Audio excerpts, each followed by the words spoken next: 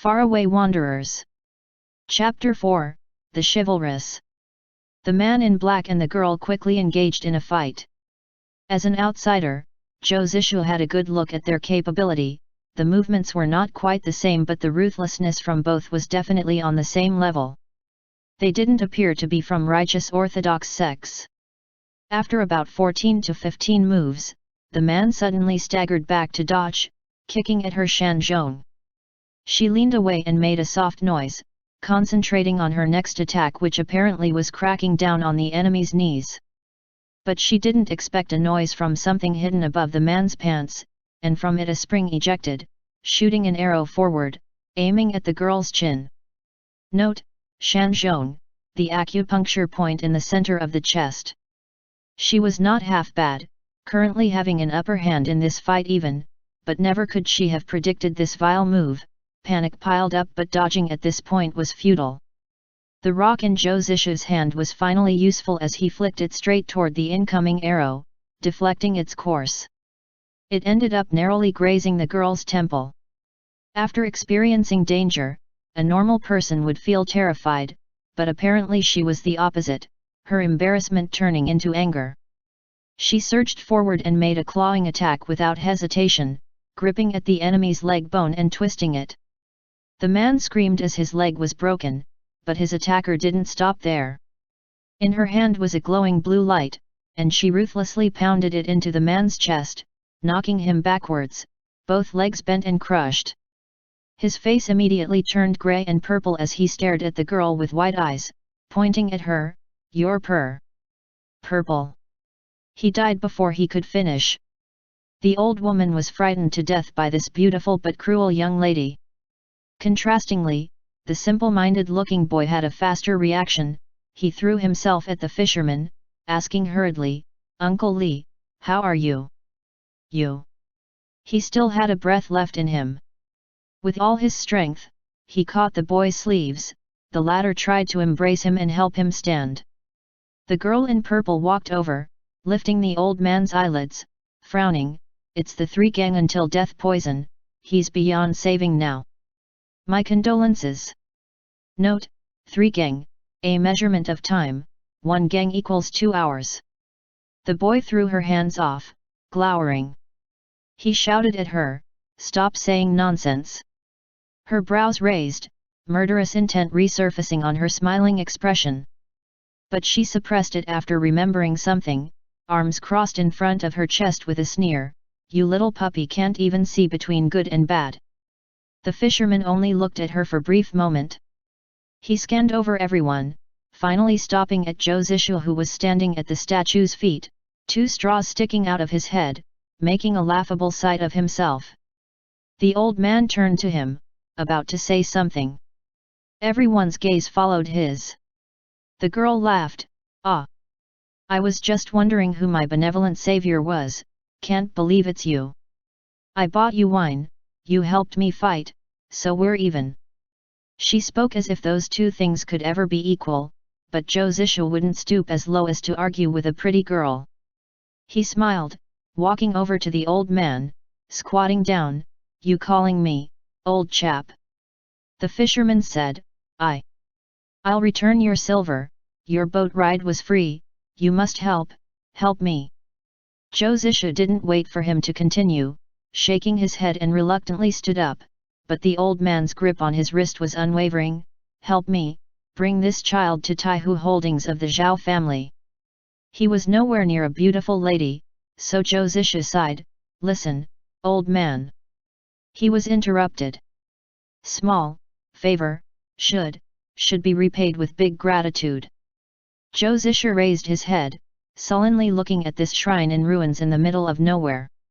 He thought about the possibility of changing his face again, as this one still didn't look sickly enough.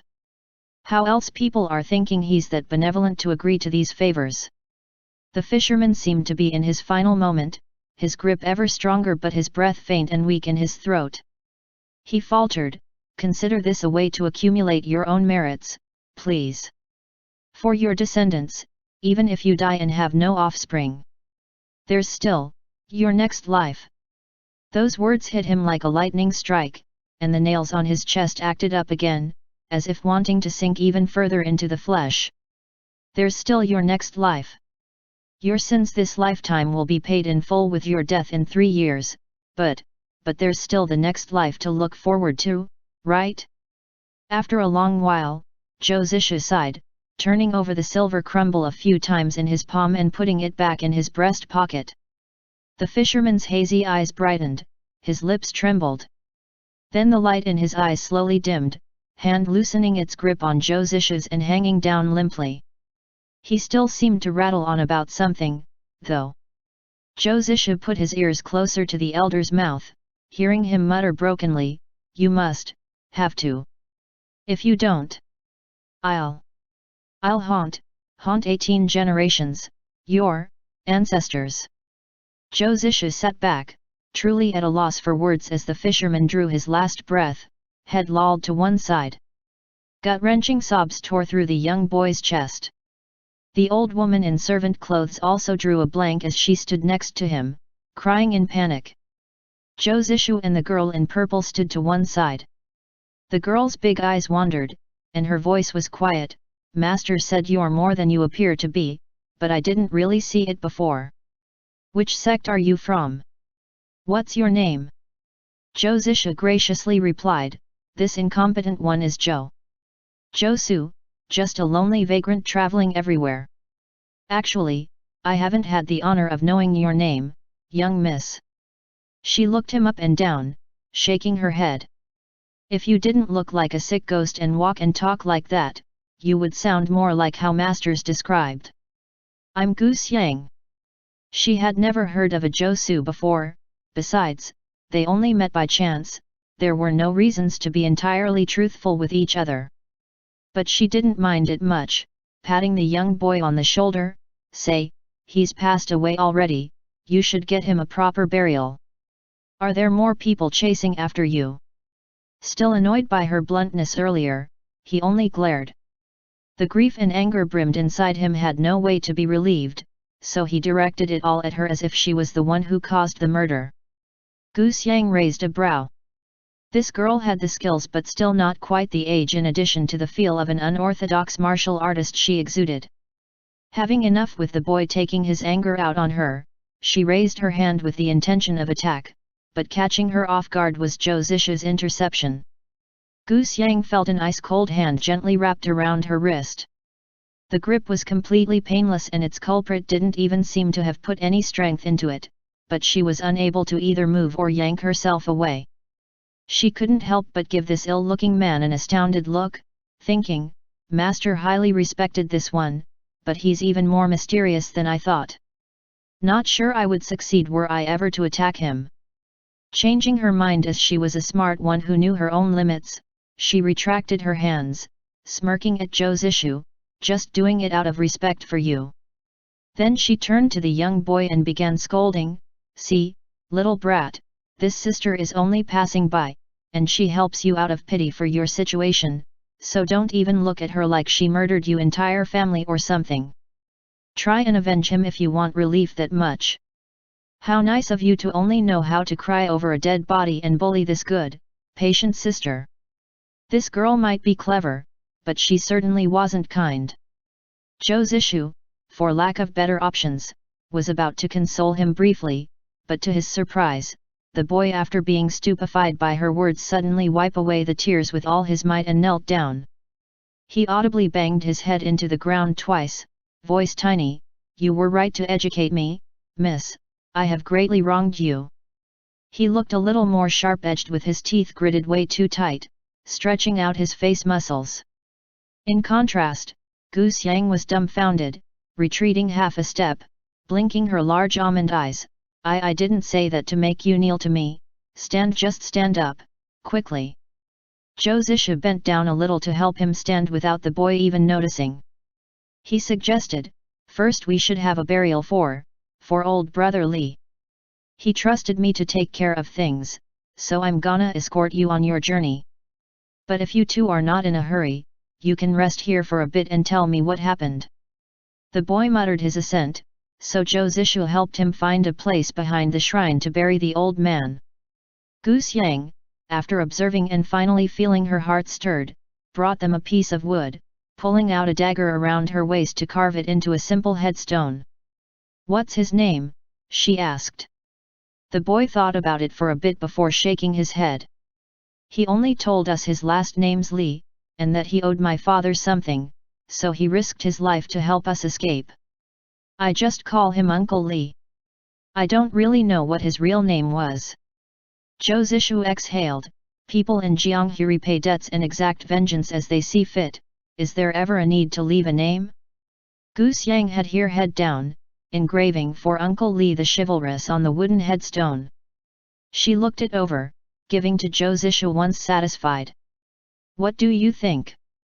Zhou Zishu saw the word uncle missing a stroke the moment he glanced at it, feeling both amused and sorrowful. He added the missing stroke with his finger before putting it in front of the simple grave. The young boy knelt down, kowtowing 3 times while trying to quell down the tears. Then he stood up, his back straight. End chapter. FarAway Wanderers. Chapter 5. The Evils. My last name is Zhang, I'm Zhang Chengling. The young boy sat down, face dark, but even when his clothes were in tatters, the colors made it clear that they were made from expensive materials and not something a commoner would wear. "Zhou." He stopped, unsure how to address this beggar-looking man. "Just call me uncle." Zhou Zishu replied blatantly. Zhang Chengling tried to smile but didn't really succeed. He lowered his head, looking at the ground inside the shrine that was covered in dust and overgrown with grass, still in a state of shock. The great tragedy came in a blink of an eye without knowledge, and his mind had yet to catch up to what happened. Gu Xiang whispered, "Zhang Chengling?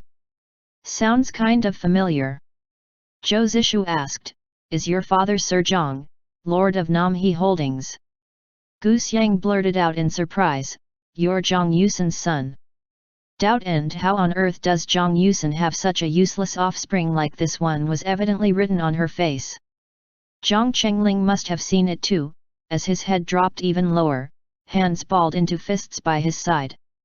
Zhou Zishu had to swiftly interrupted Gu Xiang's spirit-crushing session. Having realized earlier that this girl would just say whatever people hated hearing, he coughed, "I hadn't known, my apologies." Gu Xiang started bombarding him with questions. "Your father has quite a reputation, hey? A few days ago when we arrived here, we got to hear about his glory days back when he was younger, and that the family and business recently have been doing really well. People said after getting successful he's settled here and half-detached himself from society, never engaging in any affairs. The holdings were also said to house guests who are pretty decent at martial arts, so no one dared stir up troubles. Who would hunt you down when you have a father like that?" Her voice carried a flippant attitude since the whole problem didn't concern her in the slightest. The old woman clearly felt indignant as she stood up. "My lord is the best well-doer you can find, the most honorable, kind-hearted, and generous. He will always help people even when he has no idea who they are." Gu Xiang only scoffed, tone enigmatic, all right auntie, we know how good of a father this little one has already. But does this honorable, generous father stop you too from being chased down at late night?" Zhang Yusan had only reached 50 not long ago, and it was not an exaggeration to deem him someone of virtue and prestige. He had not been doing a lot of Jianghe business ever since he started building a family for himself, but if there was ever a grand event, it'd still be obligatory to send him an invitation. Zhou Zishu felt the dead should at least deserve some respect, and while the girl's attitude might be unintentional, it was still ill-mannered of her to have said those things. He cut in, "Just now, who was that person trying to kill you?" Zhang Chengling went silent for a bit, then spoke under his breath, "He's Xuefang the hanged ghost." "What did you say? What did you say?" Zhou Zishu and Gu Xiang both exclaimed. The former was frowning, and on the latter's face was quaint surprise. Zhang Chengling repeated with emphasis on every word, "It's Xuefang the hanged ghost, I heard someone calling him that with my own ears." He took a deep breath suddenly, as if remembering and realizing something, the blood that night, the smoke and fire, the screaming, they all came back to him at once. He stood up shakily, face pale, whole body twitching, not uttering a single word. Gu Xiang jerked, pointing at him, "Is he having a seizure?" Zhou Zishu's face was solemn. He got to the boy, brushing over the acupuncture point that would help him pass out. When Zhang Chengling turned soft and unconscious in his arms, he carefully laid him down. He sighed, his mind shut down from the memory onslaught. Just let him rest for a while first. He turned to the panicked woman, "Is someone plotting against the Zhang family, aunt?" Seeing Zhang Chengling in that state, she lost all will. After many tears and snot, she finally recounted the exact events at midnight. The backyard suddenly caught fire, then came the men in black who appeared out of nowhere, looking like hordes of demons dropping from the sky. The most terrifying thing was that all the guests, those masters who could detect everything from the flick of the grass, were unable to fight back and left without anyone knowing. There was only eccentric old Li left. He arrived at Suzhou 5 years ago, always protecting the Zhangs from afar, refusing to enter the holdings. He reasoned that to be able to have the Zhang's food, you had to be a guest. He was simply someone who came to pay a debt. It was that eccentricity that had helped save the Zhang bloodline, though just barely. After a while, Zhou Zishu sighed. Old brother Li was a special man among us. He turned to the woman in tears again. She was only a servant, unable to understand everything. "Do you have any relatives?" She nodded. "I have a nephew living down south." Zhou Zishu gave her a gold ingot. "Take this and go, you've been showing your utmost loyalty by following the Zhang's young master here. Don't let yourself suffer further at your old age." She took the money, biting it by instinct, then smiling in embarrassment once she realized what she did. The tears had stopped, and she told him softly, "Yes, this one is too old now, just gonna a burden for young master." Practically, staying at a place where a dead body was buried and grass grew everywhere was not really a good idea either, so she left immediately. Zhou Zishu thought that she was just a servant, so it was unlikely that she would be chased after. She showed her gratitude and walked away while he watched her expressionlessly. It was midnight, so Zhou Zishu knew the prickling pain in his chest right now was the nails acting up. It was not the kind of pain that mangle your body, or the slow, simmering kind as seen with internal injuries, but one that felt like someone was cutting his meridians apart one by one. Fortunately, after more than a year of suffering, he had well adapted to the pain. Nothing showed on his face. He also was still wearing a mask, making it harder for Gu Xiang to see his real expressions. Zhou Zishu tried to divert his attention by thinking about the girl's ignorance while discussing Zhang Yusen, asking her, "Is the one with you at the tavern not here today?" Gu Xiang startled, "How do you know he's with me?" Then nodded, "Right, you heard us talking, didn't you? That's why back when I asked you the question, you answered exactly like my master." She pursed her lips, showing disdain at his cheating act. Zhou Zishu smiled, "Yes, is your master here right now?" Gu Xiang sat on the incense table with her legs swinging, not touching the ground. She tilted her head, eyes casting downwards, appearing completely innocent. Then she shrugged. He went to see his old lover. Zhou Zishu stared at her doubtfully. She was very pretty, so he had, though she was one of the man's concubines. Gu Xiang wrinkled her nose, glaring at him, "Why do you look at me like that? Do you want me to guard outside his window and hear him doing it with another man?" Zhou Zishu coughed in faint embarrassment, rubbing his nose, "Young miss." Gu Xiang looked like a small animal baring its sharp teeth at him. She then turned her head away in thoughts, poking the still asleep Zhang Chengling with the tip of her toes. "Do you believe him? That the man in black was the hanged ghost?" Zhou Zishu hesitated. He must have meant the hanged ghost from the ghosts of Kingzhu Ridge. Brief mockery colored Gu Xiang's gaze. "You truly know a lot. How many hanged ghosts do you think there are in this world, really?"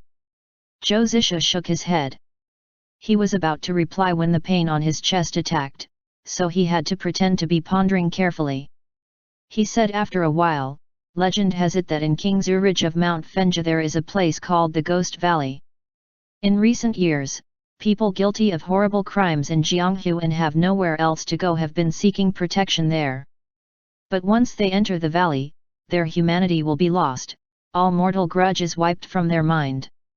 Surviving in the valley is no easy feat either, as one will end up near dead.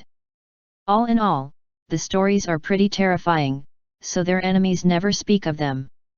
I heard that Xuefeng the hanged ghost used to be an infamous flower THIF2 with a body count of 26 young people, both males and females, including the closed disciple 3 of Yimei sect's leader.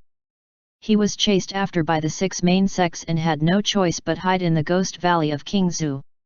Notes: flower thief, a slang used to call sex offenders. Closed disciple, the only disciple of a senior in a sect. Gu Xiang blinked. Then do you think he's that disgusting Xuefeng? Zhou Zishu laughed. Xuefeng has made a name for himself for 30 years, he's the evil of evils. How can he be easily defeated by a young one like you? Gu Xiang's anger was about to flare, but after thinking it over, she came to agree with him, nodding, true, if it was really the hanged ghost that I killed, then my ancestors are gonna claw out of their graves, but I have no parents. No idea where the family graves are, so they probably won't be able to come out. Which means that man is definitely not hanged ghost, right? Zhou Zishu saw no correlations between people resurrecting and the hanged ghost, but seeing the girl deeply pleased with her reasoning, he didn't have the heart to break it to her. The immense pain still persisted, so he went silent, leaning on one side to rest until morning. The nails would always raise hell after midnight, so he made sure to sleep early to gather enough strength when the torment hit. But his schedule was broken today and he was unable to go back to sleep. All he could do now was gritting his teeth and bearing it. The agony only subsided at the peak of sunrise from the east, but by then he felt like he was almost paralyzed. He attempted to tune his breathing, but suddenly Gu Xiang, who was leaning on the Buddha's altar dozing off, woke with a start, pretty eyes scanning around. "Someone's here," she announced urgently. Zhou Zishu frowned, he could hear it too. He wanted to stand but only staggered back down. Under Gu Xiang's look of surprise, he slowly supported himself up by grasping at the table, lowering his voice, "Just numb legs from sitting too long." Gu Xiang's disbelief only deepened with the flimsy excuse. Morning was when Zhou Zishu was at his weakest, and the quick mediation earlier didn't help much. But he didn't want to fight someone right now either. Get the boy and hide. Hide? Hide where? Gu Xiang looked at him with her big eyes. Zhou Zishu was temporarily helpless. They didn't get to do anything else as a group of well-trained people with their faces covered barged in through the window, glancing at a sleeping Zhang Chengling and charging forwards. Zhou Zishu, still leaned on the table, saw one with their sword aiming their attack at the young boy. No one saw what happened as there was only a fleeting shadow, but then skinny fingers, in the same state of emaciation as the mask on Zhou Zishu's face, were already around the person's throat. There wasn't even time to cry out before they spasmed and stopped breathing. The cruel method got the attention of the rest of the group. They had no choice but to halt and take precautions against this sickly-looking man who seemed like he couldn't even stand straight. Gu Xiang secretly stuck her tongue out, jumping down from the incense table to stand behind Zhou Zishu. He knew at first glance that those people only dressed to intimidate. They couldn't be expendable assassins with all this cautiousness. Had it been Tian Chuang, they would have never hesitated to put the mission first even when their friends or their own life was on the line. They were definitely not those infamous ghosts either. The ghosts could never be this coordinated. Seemed like the Zhang family was specifically targeted. He leisurely fixed his sleeves as if the rags he was wearing were his old robes hemmed with silver thread. Halfway through, feeling ridiculous himself, he stopped with a smile. "It's way too early to be attacking a defenseless child, isn't it? The least you can do first is say hi." End chapter. FarAway Wanderers. Chapter 6. The Beauty. No one made a sound. The group quickly exchanged looks, disregarding Zhang Chengling to slowly circle around Gu Xiang and Zhou Zishu. Gu Xiang sighed. What an unfortunate situation. I haven't done good deeds in forever, and of course the moment I did it troubles came to me. Brother Zhou, I'm just a frail maiden who has never been attacked by this many before, I'm very afraid, please protect me. That last sentence could really scare people to death. Zhou Zishu almost had to struggle to breathe properly, giving Gu Xiang a bothered look while the girl put on her best poker face. She then stared back at him witheringly. The group of assassins felt somewhat out of place during this lovingly tender staring contest. It wasn't clear who issued the order for others to move forward, but in no time, a web-like formation was created, caging the two inside. Only now did Gu Xiang uttered a soft ah, face stern, interest peaked. The delicate charade was dropped, she ignored Zhou Zishu, pulling out a small dagger, ready to face the oncoming assault.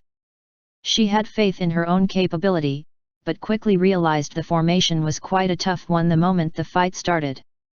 There were 14 enemies, and while it was possible that not all of them would be a match for her, as a whole they had created continuous pressure on all sides, making the situation increasingly perilous. She ended up forced to retreat while fighting, with the formation simultaneously closing in on her, blocking all escapes. Doubt festered in Gu Xiang as she withdrew next to Zhou Zishu. They stood with their back toward each other, Zhou Zishu's gaze darkened. He watched their enemies without blinking, telling Gu Xiang, I've underestimated them. Gu Xiang couldn't take it in at first. Her forehead sweated faintly. What is this formation? Zhou Zishu replied, I've never encountered it before, but it's said that there exists one called the formation of far and wide. Its structure is ever-changing and well-coordinated. Every person's gap can be filled in by others almost immediately and immaculately, creating a barrier through which nothing can pierce. Note: originally Bawang Liuhi/the 8 wastelands and 6 constituents, refers to extremely remote areas beyond China, means the 6 directions, north, south, east, west, up, down, basically everything in the universe.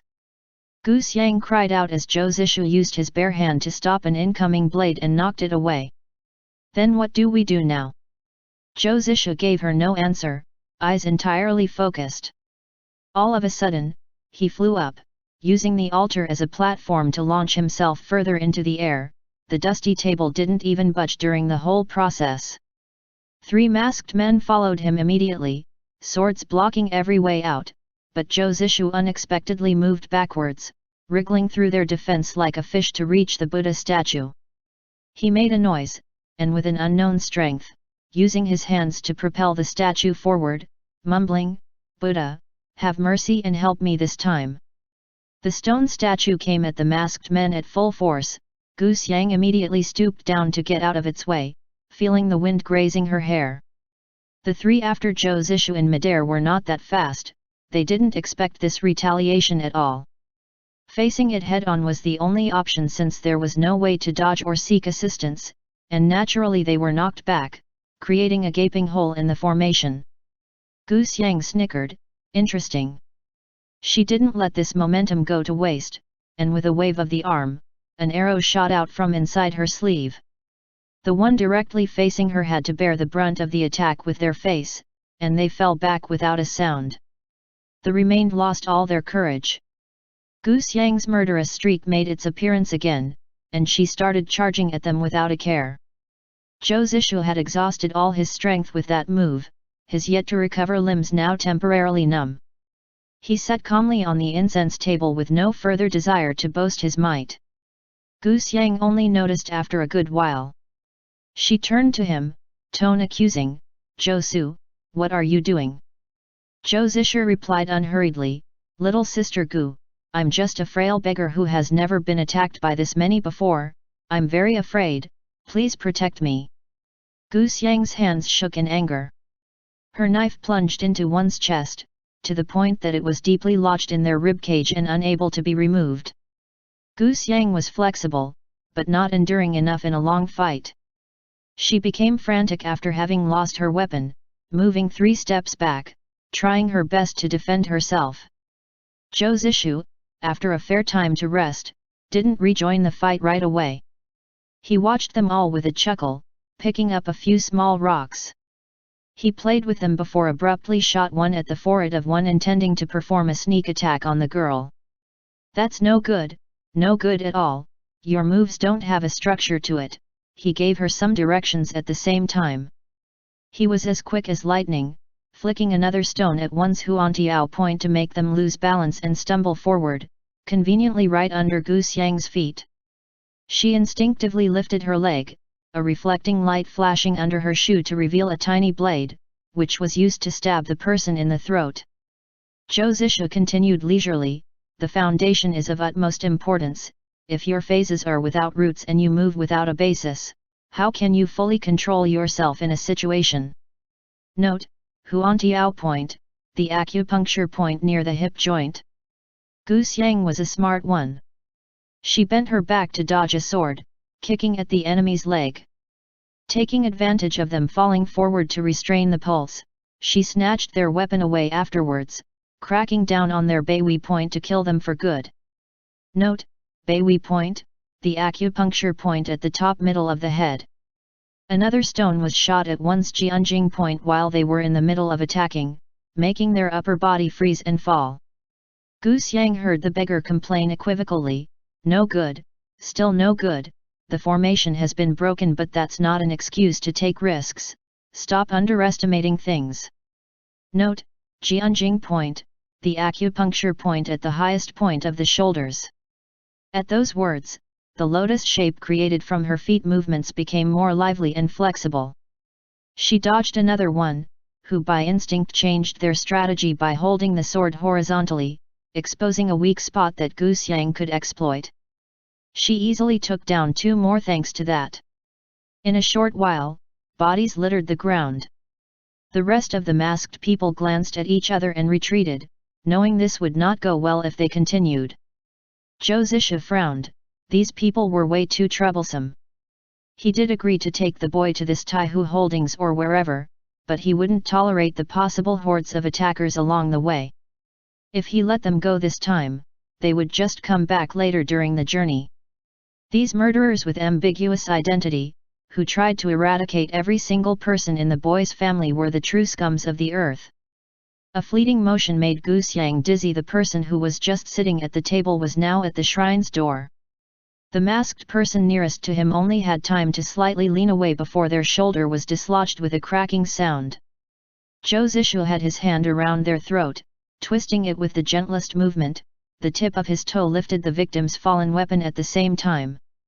On his pallid face was a smile that carried all of the world's demonic energy. Gu Xiang couldn't keep up with what was happening, and before she knew it, all the remained of the assassin group had become corpses. She blinked in astonishment. This ragged man's ramblings worth diddly squat, but his execution in battle was one of the cleanest and cruelest she had ever seen. It really made one wonder who he was. Zhou Zishu was actually not holding on as impressively as she thought, his legs like jelly, body not having enough time to recover ever since he touched the ground again. There was a slight sway to him after he had finished all of them, but he had no intention for Gu Xiang to find out, retreating a few steps as his strength allowed. His walk seemed light as feather, but in reality he was in a miserable state, trying his hardest to find something that could support him. A pair of arms suddenly appeared behind out of nowhere, propping him up firmly. Zhou Zishu startled, he couldn't sense this person coming near at all, feeling his hair stand on end. Fortunately, the person purely wanted to help with no further motives. Gu Xiang's eyes shone as she exclaimed, "Master!" Zhou Zishu heaved a sigh of relief at that, straightening. The person behind him was the man in grey he saw back at the tavern, looking around 30, face undeniably handsome, though his stare would unnerve most people. Those intense eyes were fixed on Zhou Zishu right now, full of impudence, looking as if they wanted nothing else than to uncover what was beneath the layer of mask on his face. Zhou Zishu coughed, "Thank you." When kexing?" the man replied, his expressions riddled with vague doubt. He dragged his eyes down to Zhou Zishu's neck and hands, suspicion only piling up further. Even though Zhou Zishu couldn't detect the man's intention, he had confidence in his craft. He knew his skills better than anyone. If he failed this simple disguise, then he would have perished during a mission years ago. "Ah, thank you, Brother Wen," he said calmly. The man tore his gaze away after a good while, nodding, "It's nothing." He strolled into the shrine after that. Gu Xiang was flittering around kicking away the bodies, making a seat for her master from the hay.